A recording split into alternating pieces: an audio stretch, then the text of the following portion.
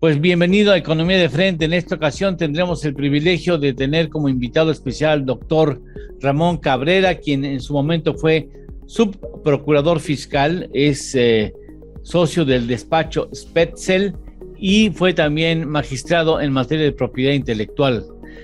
Con él y con el resto analizaremos temas que son relevantes en el contexto que estamos viviendo. Bienvenidos a Economía de Frente. Comenzamos.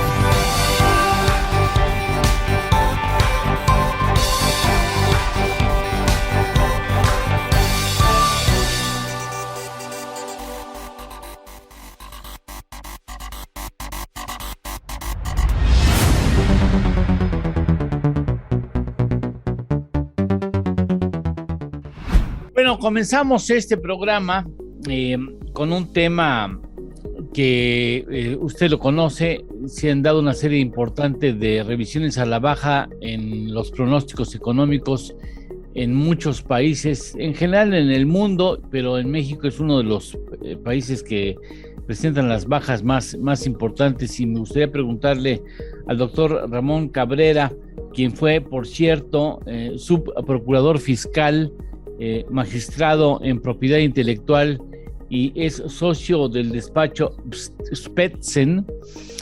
Bienvenido, Ramón. ¿Cómo estás, doctor? Muy bien, gracias, Eduardo. Muchas gracias por la invitación. Gracias por estar aquí con nosotros.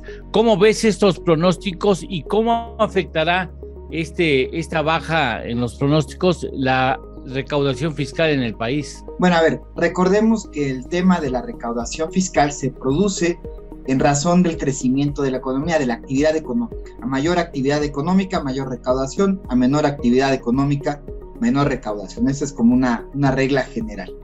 Y en ese sentido, en la medida en que la perspectiva de que el crecimiento de tanto global como el local va a estar disminuido, y no en un tema menor, prácticamente un tercio es lo que está recortando el FMI el día de hoy como pronóstico, y una inflación bastante importante, van a generar un entorno económico muy complejo. Esto aunado al tema del COVID en su nueva versión del Omicron, que también está afectando el desarrollo de la actividad económica. Todo esto, bueno, ¿qué es lo que va a producir?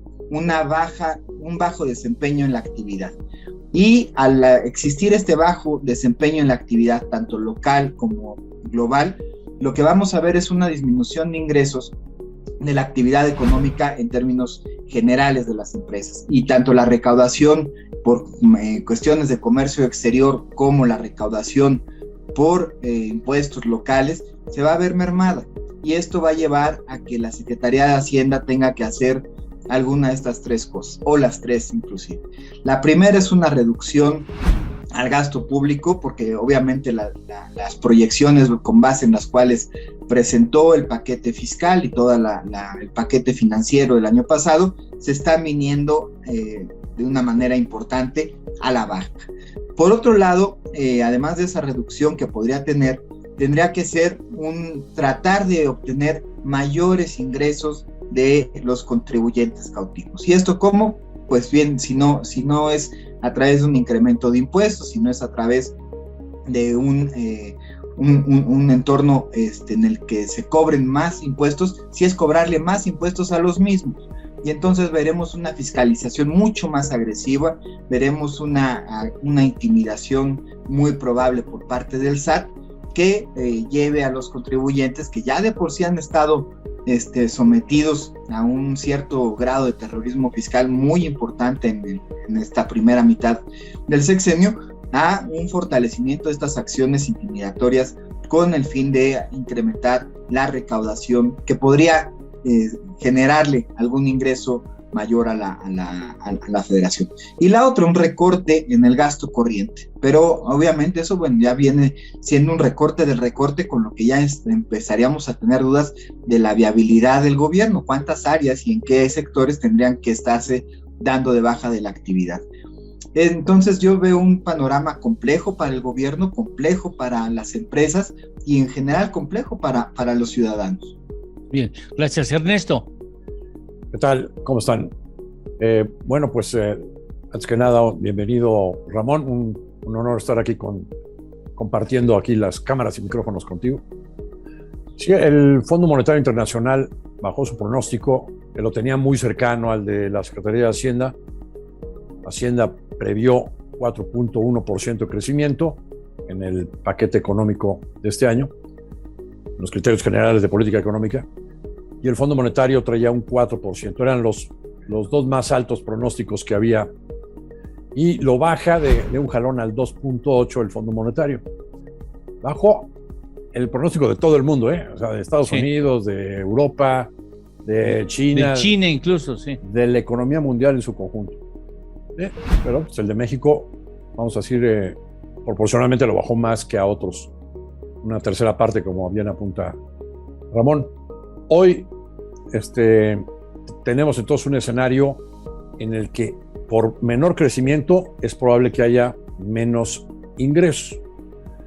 La señora Buenrostro, la titular del SAT, se refirió que hace poco, en estos días, que tanto la cuestión del COVID en todo el mundo, no nada más en México, como la cuestión de la inflación, también en todo el mundo y en México, sí está afectando ya la recaudación. Si a eso le añades un entorno de menor crecimiento, pues el reto que tienen por delante es todavía más complicado y se puede prever entonces pues sí, una acción de más fiscalización. Pero hay algunos otros elementos que le favorecen al fisco. Uno de ellos es el precio de la mezcla mexicana de exportación de petróleo, que pues se presupuestó en $56 y en estos días anda por ahí de $80. Pues digamos, ahí se genera un ingreso extraordinario para el gobierno, en particular por lo que se genera de captación de impuestos por la exportación de petróleo. Pero hay otros elementos que también están en contra, ¿no? Por ejemplo, la tasa de interés es probable que vaya a estar más alta de lo que se presupuestó. Cuando se hizo el paquete económico, la Fed afirmaba que no iba a incrementar tasas sino hasta el 2023. Y ahora resulta que estamos viendo probable que haya 4 incrementos en la tasa de interés este año. Y hay quien está diciendo, JP Morgan, que podría haber hasta 7 incrementos de tasa de interés por parte de la Fed. Banco de México tendría que seguir subiendo su tasa de interés. El último dato que tuvimos de inflación, en el que se ve que baja ligeramente la inflación al 7.30, sin embargo la subyacente, quitando los precios de gasolinas, de energía eléctrica, de limón y tomate, chile, cebolla, que son los perecederos, quitando todos esos elementos volátiles, la inflación subyacente ya rebasó el 6%, ¿no? Entonces, y la inflación al productor en México está al 11%. Entonces, sí hay una presión inflacionaria importante y el Banco de México va a tener que subir más su tasa de interés y eso implica el mayor gasto de intereses de la deuda pública en pesos, sobre todo la que está contratada a tasa flotante. O sea, hay un panorama complejo para las finanzas públicas. Hay que recordarle a nuestro amable teleauditorio que originalmente se planteó un ligero déficit primario, la diferencia entre ingresos menos gastos, quitando los gastos de intereses de la deuda. A esa definición se le llama resultado primario. En esta ocasión, después de muchos años, por primera vez se presupuestó un déficit pequeñito de menos de 0.5% del PIB.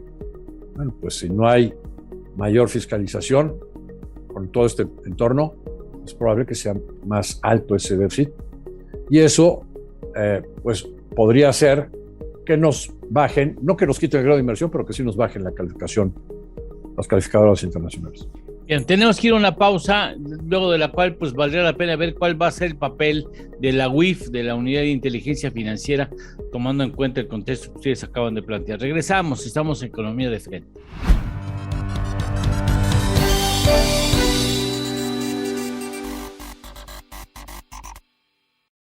¿Conoces una plataforma de capacitación?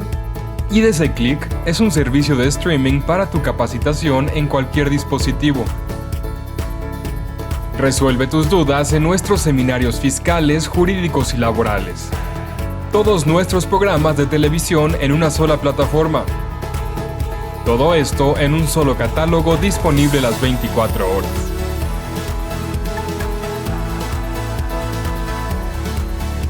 Únete a la familia IDC con la mejor plataforma para una capacitación completa.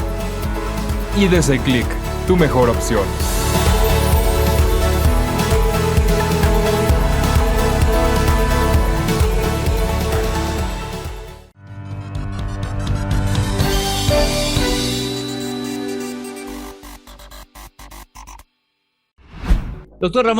Doctor Ramón Cabrera, ¿cómo crees que esto le complica, se ejerce o se podría pensar una presión mayor en los resultados que ofrezca la UIF ante el contexto que acabamos de plantear, que acaban de plantear ustedes en el segmento anterior? Mira, yo creo que la UIF ahorita más bien tiene un problema independiente, que es el problema de credibilidad.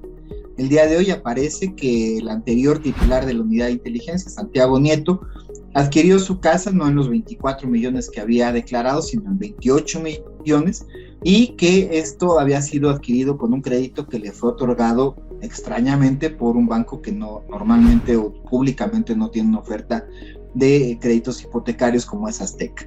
Y entonces, bueno, con este crédito de Azteca, con este crédito millonario, alguien que difícilmente con el salario que como servidor público tenía podría haber sido sujeto de un crédito de esta magnitud, adquirió el bien. ¿Esto qué le pega a la credibilidad de la actuación de la Unidad de Inteligencia Financiera? Y en este gran contexto, bueno, el reto es qué va a hacer la Unidad de Inteligencia ahora en esta era post Santiago Nieto. Pablo Gómez es un perfil político. Pablo es una gente que no conoce el medio financiero, el medio en el que se desarrolla todo el contexto, tanto global como local, del tema de los procesos de lavado de dinero. Y entonces, bueno, habrá que ver hacia dónde va a dirigir los esfuerzos de la unidad. La unidad es justamente una unidad que debe de generar información de inteligencia para toma de decisión, para acciones de política criminal concretas, para desmantelar las estructuras financieras de las organizaciones criminales, pero desgraciadamente también hemos visto cómo esa unidad ha estado siendo desvirtuada de ese propósito fundamental de generación de información de inteligencia para convertirse en una agencia de persecución o de alguna manera de presión política, y no solamente a los grupos criminales, sino de presión política a opositores. Entonces, el papel en el que va a jugar la UIF está por definirse, tendrá que darse en este contexto extraño de la economía, en el cual esta recuperación que se esperaba no se va a dar, y es muy probable que la UIF también vuelva a tener un papel protagónico en esquemas mediáticos de persecución en contra de algunos actores económicos que pudieran reflejar un combate a la evasión fiscal, como lo vino haciendo la UIF de Santiago Nieto. Sin embargo, si vemos los resultados que esas acciones tuvieron para el fisco, realmente no fueron decisivas, porque al final del día el congelamiento de los recursos de las organizaciones criminales no necesariamente acaba redundando en un incremento de la recaudación, porque no es un dinero que ingrese de manera directa a las arcas nacionales, sino que queda bajo el resguardo de la banca hasta en tanto los procesos que se derivan de esas investigaciones llegan a su fin. El caso de Santiago Nieto sería el emblemático para recuperar o ganar la nueva credibilidad de la UIF.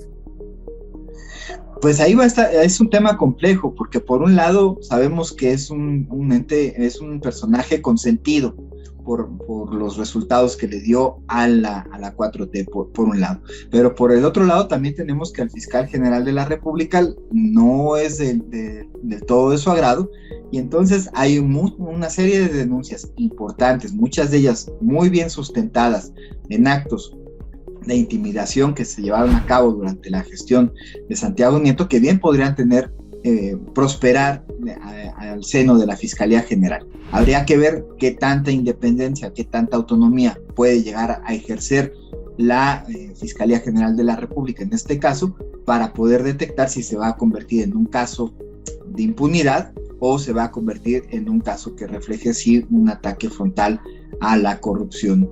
Bien, gracias, Ernesto. En este contexto, pues la economía se juega puntos importantes, la economía de México. Sí, bueno, aquí tienes otro elemento más para pegarle más a la confianza, al Estado de Derecho, ¿no?, a la credibilidad de las instituciones, o abonar a su favor y entonces generar más confianza, generar por lo tanto más inversiones, ¿no? Yo me temo que, pues, si el señor Santiago Nieto era un consentido del presidente, pues él renunció después del escándalo del avión en la boda en Guatemala, ¿no? Donde pues, estaba en un avión con no sé cuántos millones de dólares, en efectivo.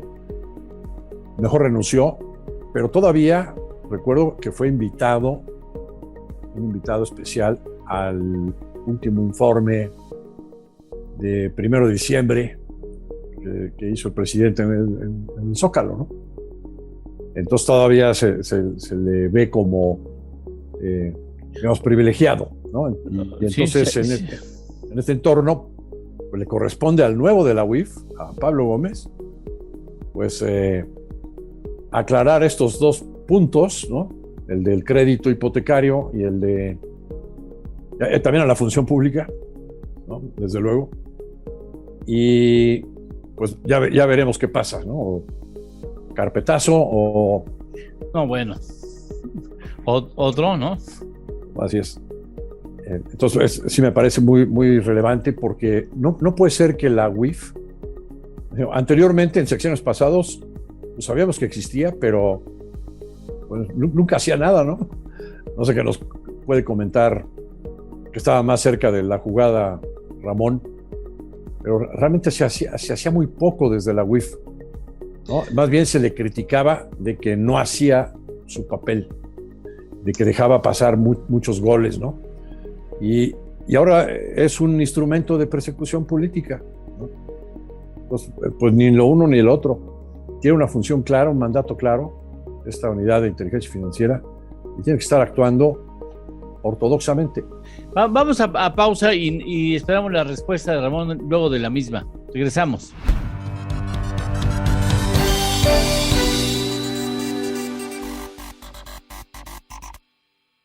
IDC Seminarios te invita a su seminario Declaración de la Prima de Riesgos de Trabajo 2022, el 9 de febrero de las 9 de la mañana a la 1:30 de la tarde. Aprenderemos, entre otras cosas, qué son los riesgos de trabajo según la Ley del Seguro Social y cuáles son las obligaciones patronales en materia de riesgos de trabajo. En las voces de los expertos, la contadora Erika Rivera y la licenciada Nancy Rodríguez. Contáctanos, un seminario que no te puedes perder. ¡Inscríbete!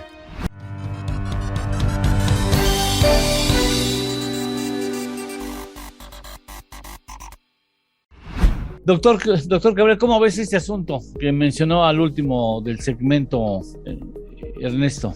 Bueno, yo ahí tengo una posición un poco diferente. La unidad de inteligencia financiera, en efecto, no se veía. ¿Por qué? Porque es una unidad de inteligencia. Son de esas unidades que tienen que existir, que se debe de saber de su existencia, que se deben de sentir, pero no se tienen que ver. Si tú ves lo que está haciendo una unidad de inteligencia, está mal. Imagínate tú que supiéramos lo que está haciendo la KGB, o lo que está haciendo la CIA, o lo que está haciendo pues sí, el FBI. El Mossad. Tú nada más debes de saber que existen y que algo hacen, y que algo están haciendo. Ese es el papel de una unidad de inteligencia. En este sentido, la UIF es eso, es una unidad de inteligencia que posteriormente se desnaturalizó y se le hizo una ventana pública de exhibición, más de chismes que de actos concretos y efectivos de acciones legales que hayan dado algún resultado. Se volvió una ventana de chisme. Entonces yo creo que ahí es donde, al desnaturalizarse, tenemos un extremo y el otro extremo donde aparentemente no se lograba ni siquiera sentir.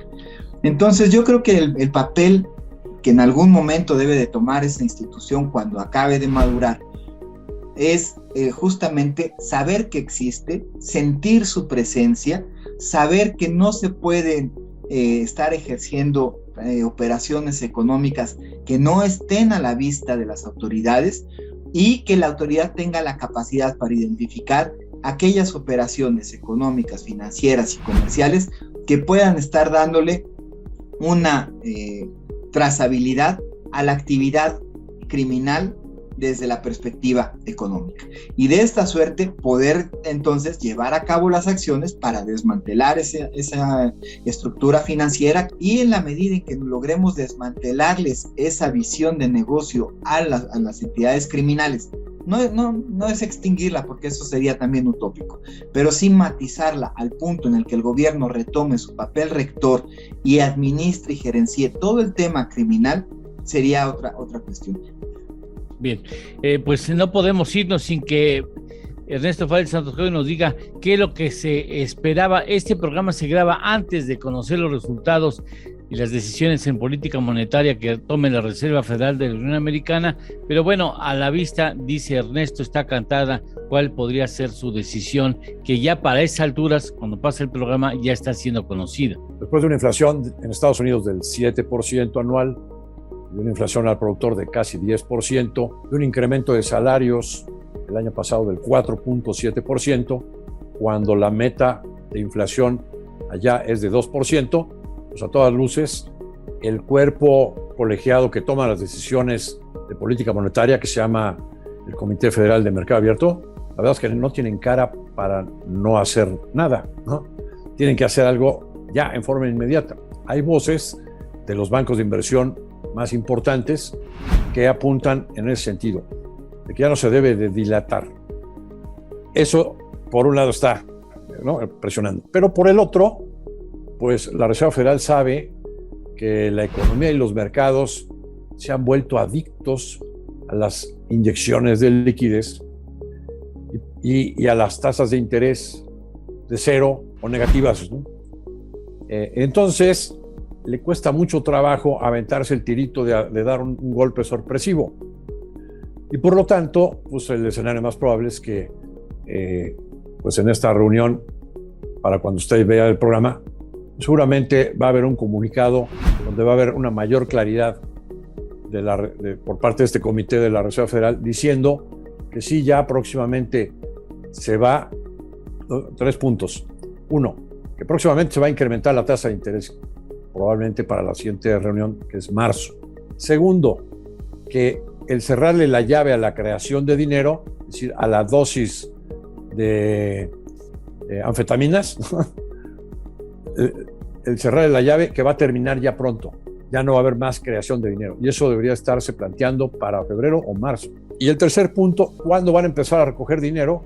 Me parece que lo deben de plantear para el próximo semestre, para el segundo semestre de este año, que la Reserva Federal no solo deje de crear dinero, sino que empiece gradualmente a recoger dinero. Ese sería el escenario más probable. El otro posible escenario, que sí incremente la tasa, bueno, pues va a generar un ajuste en los mercados adicional al que ya están descontando, porque las bajas han sido importantísimas. Ve nomás, por ejemplo, cómo le pega a todos los mercados, no nada más a los mercados financieros, ¿no? Por ejemplo, criptomonedas, Bitcoin, lleva una baja de más de 50% en relación al precio alcanzado a finales de noviembre. Los mercados accionarios americanos, pues, son bajas acumuladas de entre el 7 al 12% en los distintos índices en las 3 primeras semanas del año. Tasas de interés pues hace unos meses la tasa del bono a 10 años americano estaba al 1.30, ahora anda por ahí del 1.80. Entonces puede haber, bueno, y le pega a las divisas, y etcétera, ¿no? Podríamos ver un incremento adicional en el tipo de cambio en México, incrementos adicionales en las tasas antes de que el propio Banco de México actúe. En las tasas en el mercado secundario pueden ya estar aumentando, descontando este incremento de la tasa, ya sea que se da en esta reunión de enero o en la de marzo, pero de que para allá va la política monetaria, para allá va. Bien, pues lamentablemente el tiempo se ha agotado. Yo quisiera, a nombre de Ernesto Félix Santos Coy y del productor de este espacio, agradecer al doctor Ramón Cabrera por haber estado con nosotros. Muchas gracias, doctor. Te apreciamos mucho el tiempo que nos concediste. Muchas gracias. Gracias, Ernesto. Ramón.